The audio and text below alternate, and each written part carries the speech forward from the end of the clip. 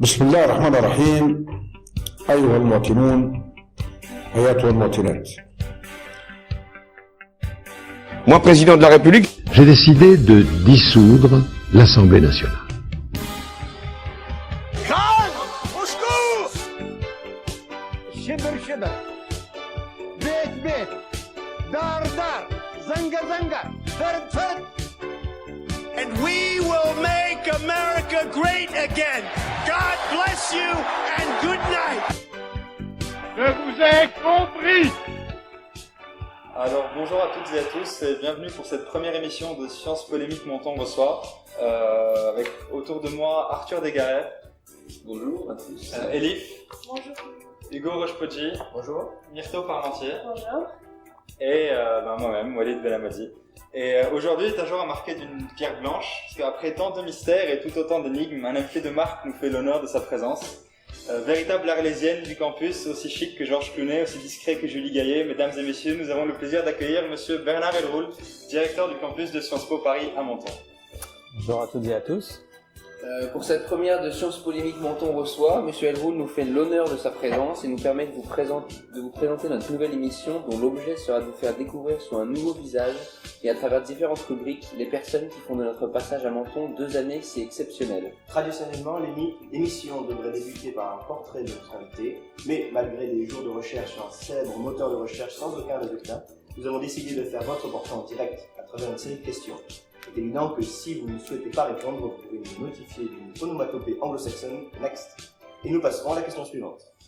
Donc nous allons commencer par une petite série de questions-réponses. Premièrement, Monsieur Elroul, êtes-vous né les cheveux plaqués avec vos costumes impeccables? Absolument. Que vouliez-vous devenir quand vous étiez petit?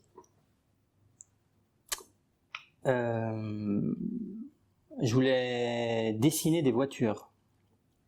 Oh. Original. Pourriez-vous nous parler d'un petit peu de votre Pourriez-vous nous parler un peu de votre parcours, s'il vous plaît? Alors, parcours et un peu, c'est antagonie. Vous parlez de mon parcours à partir de quand? Parce que si c'est à partir de la naissance, les cheveux plaqués et en costume, là, 45 minutes, ça suffira pas. Vous voulez une histoire contemporaine? Une petite histoire contemporaine, oui. Petite histoire contemporaine, c'est-à-dire quand la vie commence à partir de Sciences Po. C'est exact. Allez-y à partir de là. Bon, bien écoutez, après Sciences Po, une fois mon doctorat de sciences politiques en poche, je suis parti travailler 2 années pour le ministère français des Affaires étrangères dans les pays du Golfe. J'étais en poste à Abu Dhabi notamment, aux Émirats Arabes Unis. J'y ai passé donc 2 années. Et après ces 2 années au sein du ministère des Affaires étrangères, j'ai rejoint l'institution qui m'a formé, à savoir Sciences Po, et depuis j'y travaille, et à Menton en particulier. Alors je passe à la question suivante. Si vous deviez vous décrire en 3 adjectifs. Me décrire en 3 adjectifs: volontaire, nonchalant et gourmand. Donc, on a quand même une grande question à vous poser, Monsieur Elroul. C'est le grand mystère de ce campus. Où êtes-vous lorsque vous n'êtes pas sur le campus? Dans mon bureau. On n'aura pas de réponse aujourd'hui, mais écoutez, on va passer à une autre question. Oui. Quels sont les objectifs du campus de Menton? Quels sont les objectifs du campus de Menton? Les objectifs du campus de Menton, j'ai envie de dire l'objectif, au singulier, l'objectif du campus de Menton, c'est d'abord et avant tout de former ensemble des jeunes du monde entier qui vont développer des liens d'amitié d'un côté, et qui vont développer des connivences intellectuelles de l'autre, des méthodes de travail communes. Et la convergence de ces 2 sous-objectifs, doivent permettre, on l'espère, dans 15, 20 ans, quand chacune et chacun de nos étudiants occuperont des postes de responsabilité, de créer une génération qui, par fertilisation croisée, d'une certaine façon, contribuera à faire tomber un peu les barrières de la méconnaissance. Et si elle contribue à rendre le monde un peu meilleur, alors on aura réussi notre pari. Merci. Et enfin, dernière question de cette rubrique de l'émission, question essentielle. Combien de costumes avez-vous? Avec un 0 avant ou un 0 après? Alors maintenant, on va passer à notre deuxième rubrique de Sciences polémiques Monton reçoit, qui s'appelle Sur le vif. Alors l'idée est de vous poser, de vous donner un choix cornélien entre deux éléments, et vous devez nous dire au tac lequel vous préférez. Alors on va commencer par déjà prêt-à-porter ou sur mesure? Prêt-à-porter, j'ai pas les moyens du sur-mesure. Blanc ou noir? Blanc. Sahara marocain ou Sahara sahraoui? Sahara. Noir désir ou Indochine? Next. Réaliste ou libéral? Réaliste. Mariage ou manif pour tous? Next. Brise de Nice ou OSS 117? James Bond. Trump ou Clinton? Trumpton. Marine ou Jean-Marie? Jean-Marine. LCP ou Énergie 12? Arte. Closer ou le monde diplomatique? Closer. Bernard ou Frédéric? Bernard. Menton ou Abu Dhabi? Dubaï. Ricard ou pastis? Arak. Chemise ou polo? Chemise. Jessie ou Jessica? Next. PSG ou OM? No foot. Israël ou Palestine? Liban. Chiite ou sunnite? Maronite. Nasser ou Bourguiba? Bourguiba. Tsipras ou Merkel? Tsipras. Erdogan ou Erdogan? Gül, ancien président. Mon homonyme. Donc vous nous avez répondu à plusieurs fois des réponses un peu déconcertantes, mais si on revient sur l'ensemble de vos réponses, vous n'avez pas tellement respecté les règles du jeu, mais c'est peut-être pour ça que vous êtes directeur de campus de Sciences Po. Et faut survivre. donc si je devais approfondir un peu vos réponses, je voudrais savoir pourquoi Tsipras, et dans ce cas-là, ensuite, je voudrais que vous défendiez Merkel. Bon, très rapidement. Pourquoi Tsipras? Parce que la Grèce est la mère des nations. Incontestablement. Donc ça sera toujours Tsipras. Et si vous deviez défendre Merkel dans un débat effréné entre plusieurs partisans? Mercedes. On roule en Audi normalement. Vous nous avez dit James Bond, mais si vous deviez défendre Brise de Nice, très sérieusement, objectivement? Je le ferai très mal parce que je suis pas un fan. Ah, bon. Quel est votre James Bond préféré? Goldfinger. Écoutez, on peut peut-être passer à notre prochaine rubrique. S'il ne devait en rester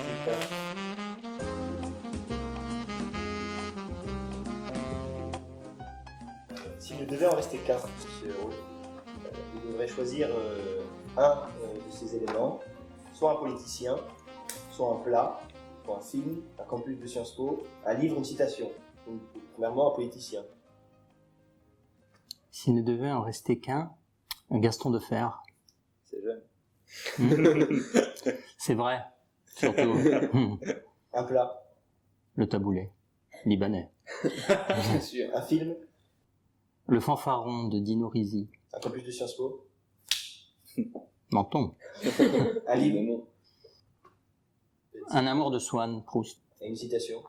Pas de la Salam.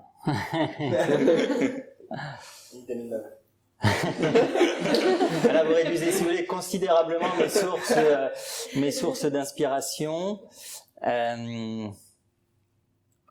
Certains échecs sont plus flamboyants que toutes les réussites. Je sais plus de qui c'est. Ah, Urkund, pas beaucoup apprécié. Si. Ce qui se conçoit bien s'exprime clairement et les mots pour le dire viennent naturellement. Platon. La République, il me semble. Et sur ce, nous allons passer à notre dernière question notre dernière rubrique plutôt, qui va être une foire aux questions.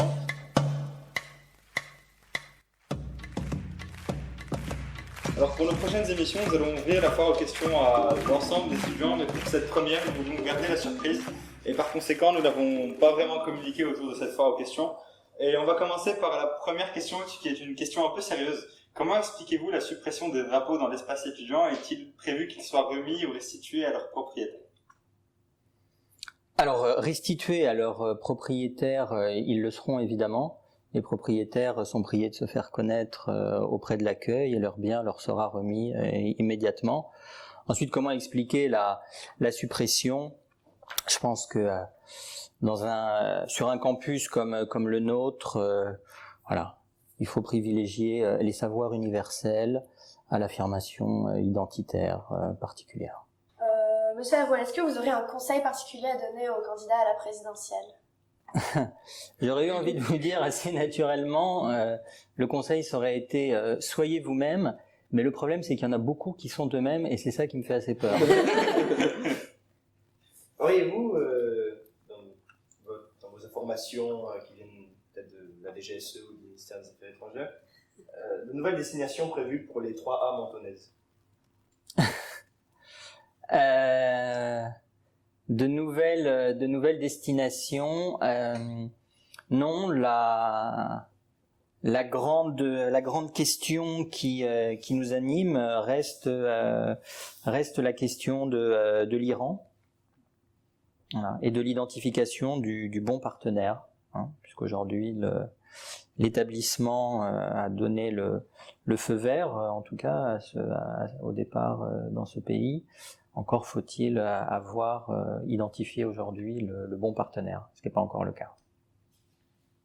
Ça fait un mois depuis la rentrée, donc j'aimerais bien vous poser quelles sont vos impressions sur les 1A? Mes impressions sur les 1A. J'attends le retour des premiers travaux écrits et des premiers galops d'essai pour vous répondre. Ce que je peux vous dire, c'est qu'ils sont nombreux. Ça, c'est sûr. J'ai une question concernant l'histoire du campus et je voulais savoir est-ce que vous aviez une anecdote particulière à nous raconter sur vos années sur le campus qui vous tient à cœur par rapport à toutes ces années passées à votre temps. J'en ai une très récente, il y a quelques mois, quand j'ai reçu un courrier du directeur juridique de la SBM, de la Société des Bains de Mer, qui faisait référence à l'utilisation frauduleuse d'une image appartenant à la SBM et pour lesquelles les crédits n'avaient pas été mentionnés par les étudiants pour un événement qu'ils organisaient en Principauté de Monaco. Ça a été un élément sympathique de la vie d'un directeur, mais il y aurait beaucoup de choses, mais une émission suffirait pas. Il faudra faire un focus spécial. Un envoyé spécial. Voilà. Ouais. Question d'enquête. Donc, décidément, j'ai eu toutes les questions les plus difficiles. Quel est votre avis sur les chants du campus? Quel est mon avis sur les chants du campus? Je les trouve dans l'ensemble, je dois vous l'avouer, d'assez mauvais goût. Voilà, si vous voulez, je trouve que les chants du campus sont à la chanson ce que la musique militaire est à la musique. Monsieur Hervois, est-ce que vous aimez être prof? Oui, bien sûr. Pourquoi le stylo plutôt que l'ordinateur? C'est mon côté old school. Et puis surtout, comme je suis assez vaniteux, j'ai horreur en fait que l'on fasse autre chose pendant que je parle. Et c'est vrai que le sourire narquois ou innocent de l'étudiant derrière son écran qui fait autre chose, je trouve que c'est une marque d'irrespect que j'ai un peu de mal à accepter. Donc ça, c'est la première chose. La deuxième, que je peux très bien concevoir en revanche, c'est qu'on peut trouver un cours tout à fait inintéressant. Hein, ça me pose absolument aucun problème. J'ai moi-même, quand j'ai fait mes études, trouvé des cours totalement inintéressants. Et je ne suivais pas. Et je pense que d'une certaine manière, ça fait aussi partie de la vie d'étudiant, un moment de s'ennuyer, voilà, pendant un cours. Donc je préfère en fait un étudiant qui dort et qui récupère ses heures de sommeil, plutôt que de perdre doublement son temps à être sur un réseau social et à ne pas écouter le cours.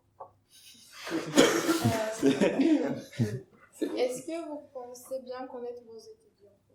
Non, pas assez, malheureusement. Pas assez. Et ça c'est une... si vous voulez, c'est une sorte de frustration qui se répète année après année, parce que vous participez au processus de recrutement d'un étudiant, donc vous le voyez d'abord en format papier. Hein, c'est d'abord et avant tout des notes, une lettre de recommandation et des lettres de référence d'enseignants. Ensuite, vous voyez certains d'entre eux à l'oral, pas tous, hein, moi je vois peut-être pas 20 ou 30% des admis à l'oral. Maintenant il y a tellement de candidats, multiplication des procédures que voilà, j'ai connu un campus où je faisais passer un entretien d'oral à quasiment chacun des étudiants candidats. Aujourd'hui, le nombre de candidats est trop nombreux, donc je ne peux plus le faire. Donc ça, c'est d'ores et déjà un certain degré de frustration. Et puis ensuite, les 2 années que l'on passe avec vous, elles sont forcément très cadrées. Voilà, chacun est dans son rôle. Les étudiants étudient, l'administration administre, et on n'a forcément qu'un tout petit angle de vue de ce que vous êtes, de qui vous êtes. Alors, ce que l'on fait forcément quand on vous recrute, c'est qu'on fait aussi un peu un pari. Hein, on parie un peu sur un potentiel de développement, ou sur voilà, une bonne méthode de recrutement aussi, c'est de se dire, quand vous êtes enseignant, quel candidat que j'ai en face de moi aimerais-je avoir en cours, hein? Mais ça se limite, voilà, à une relation parfois un peu administrative, à une dimension pédagogique pour celles et ceux qui ont la chance de faire cours, et puis tout de suite c'est la préparation de la 3e année, le master, et quelques-uns après donnent des nouvelles, surtout pour avoir des lettres de recommandation. Mais après, voilà, chacun vit sa vie, c'est très bien comme ça. Mais non, on ne connaît pas bien nos étudiants. Mais c'est comme ça. Une autre question, nous voudrions savoir quels sont vos modèles à la fois politiques, littéraires et philosophiques. Modèle politique, philosophique et littéraire.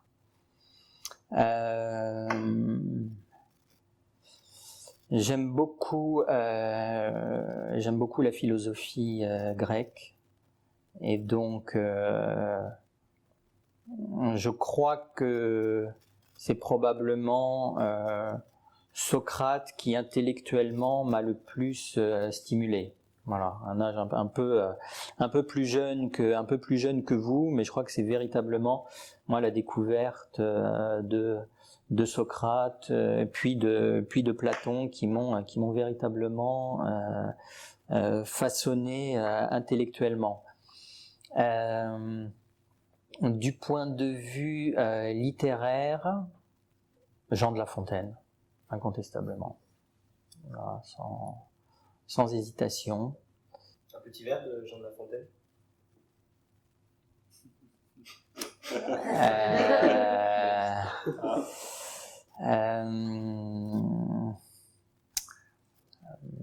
Peut-être. En tant que réaliste, j'aurais envie de vous dire la raison du plus fort est toujours la meilleure.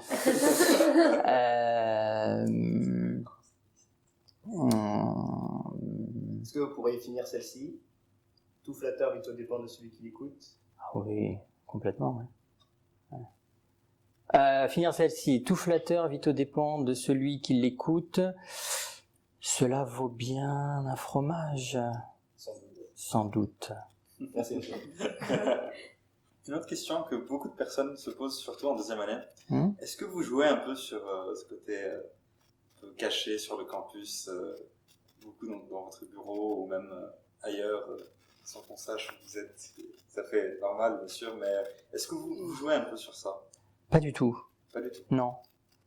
Non. Alors j'ai cru comprendre en effet au fil de l'eau que c'était une énigme ou un mystère, mais j'ai peur de vous faire une révélation qui risque d'entamer ou d'entacher cette image, mais non, vous savez. Dans la vie professionnelle, vous le découvrirez à un moment. Il y a une grosse partie du travail, si vous voulez que tout le reste fonctionne, qui est de la mécanique un peu administrative. Hein.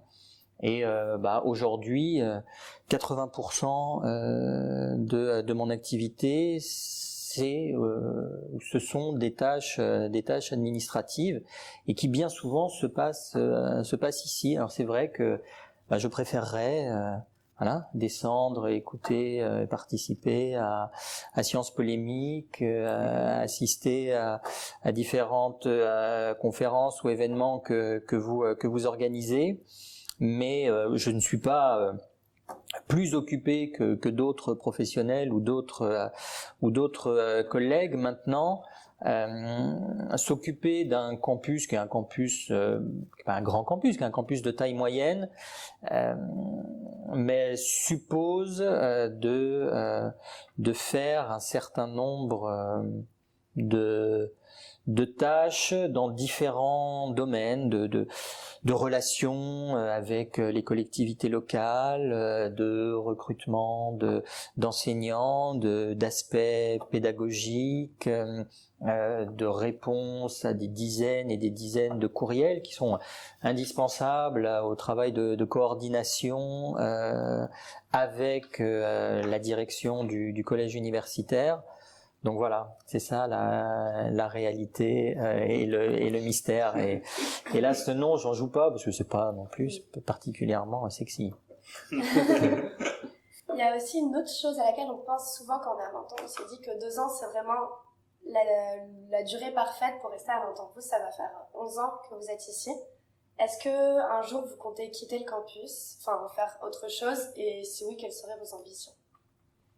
Alors, le jour où je serai viré, hein. Et si je devais faire autre chose, oui, je ferais de la permaculture. Ça a l'air très intéressant. Vous pouvez développer la permaculture? Oui. La permaculture, c'est l'art de se nourrir et nourrir les siens sur un territoire extrêmement limité, sans faire appel à un quelconque produit chimique. Donc c'est vivre en harmonie totale avec le cycle de la nature. Hein. Donc voilà, c'est utiliser les fientes de poule pour faire votre compost et pas utiliser des engrais de certaines grandes marques. Donc au premier tour de la présidentielle, vous votez vert? Non, ça fait longtemps que ce type de discours m'est totalement indifférent. Non. Je suis pour l'action sur ce genre de questions. Vous savez que plusieurs étudiants ici vont présenter l'école du Louvre en double diplôme. Et vous, quelle est votre œuvre d'art préférée ou artiste?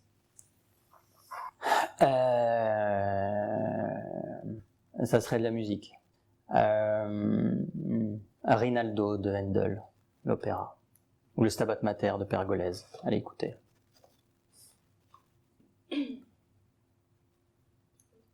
Écoutez, si quelqu'un a une autre question pour clore cette émission. Moi, j'en ai juste une seule. Est-ce que vous vous sentez plutôt libanais ou français? Ah Vous pouvez être les deux aussi. Merci. Alors là, c'est que le début de l'émission, parce que si on commence sur ce terrain, une petite accroche pour donner envie aux gens de suivre la prochaine émission sur vous. Une petite accroche, c'est extrêmement simple. Notre identité, elle est multiple. Notre identité, elle est multiple, et c'est une identité à tiroir que vous ouvrez dans certaines circonstances, en fonction de l'environnement, en fonction de vos interlocuteurs. Et le problème que l'on a aujourd'hui, c'est que l'on considère que si on n'affirme pas son identité de manière extrêmement ferme, unilatérale et quasi unique, on se renie. Alors que c'est tout le contraire. La richesse aujourd'hui, c'est de pouvoir, quand vous en avez besoin, d'ouvrir tel tiroir. Donc quand je suis au Liban, je me sens pleinement libanais. Quand je suis en France, je me sens pleinement français. À Rome, vis comme les Romains. Mais sauf que vous avez toujours quelqu'un, que ce soit en France ou que ce soit au Liban, qui va vous poser cette question fatale. Une fois que vous avez raconté votre histoire de tiroir, d'adaptabilité et tout ça, très bien. Mais au fond de vous-même, plutôt français ou plutôt libanais? Merci beaucoup, Monsieur Elroul.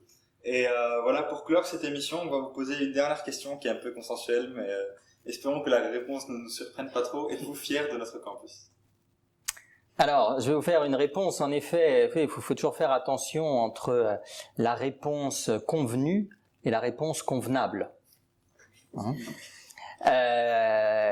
Donc, la bonne réponse, c'est évidemment, je suis non seulement fier, mais extrêmement fier de ce campus, à la fois à titre personnel, parce qu'en effet, cela fait 11 ans, comme vous l'avez aimablement rappelé, que je dirige ce campus, donc 11 ans d'une vie, ce n'est pas anecdotique, et que la raison de ma présence à Menton, c'est quand même d'abord et avant tout la vôtre. S'il n'y avait pas d'étudiants à Menton, je ne serais personnellement et avec ma famille pas installé à Menton. Donc je suis extrêmement fier du campus, extrêmement fier de l'avoir ouvert avec 32 étudiants et d'en avoir presque 300 bientôt, 270 pratiquement. Je suis extrêmement fier également du parcours de vos prédécesseurs, dont les premiers diplômés de master l'ont été en 2010. Donc on commence 6 ans après à avoir un peu de recul, avec une vraie diversité de parcours dans le monde diplomatique, politique, le journalisme, la banque finance, et puis extrêmement fier aussi, oui, de chacune et chacun d'entre vous qui êtes des personnalités uniques, mais qui d'une manière générale réussissent quand même à vous c'est pas à vous fondre, mais à vous associer et à vous intégrer à un projet qui est un projet beaucoup plus large. Et ça, je trouve ça assez fascinant, en tout cas de quoi me rendre fier, mais nous rendre fiers chacune et chacun. Merci beaucoup, Monsieur Elroul, pour cette réponse très convenable. We were delighted to welcome you on campus, and now we give back the antenne to Philippe Tézère. Merci beaucoup, et nous espérons que vous avez aimé notre première émission. Et à la prochaine pour un prochain invité justement et de nouvelles questions, et y compris de nouvelles questions de votre part. On espère que vous allez être nombreux à suivre Sciences Polémiques Monton-Bossois et à nous aider à construire cette émission, faisons part de vos idées, vos critiques, vos remarques. Et voilà, encore merci beaucoup et bonne écoute à tous, bonne journée à tous et bonne fin de journée aux invités ici présents. Merci. Merci à vous. Merci.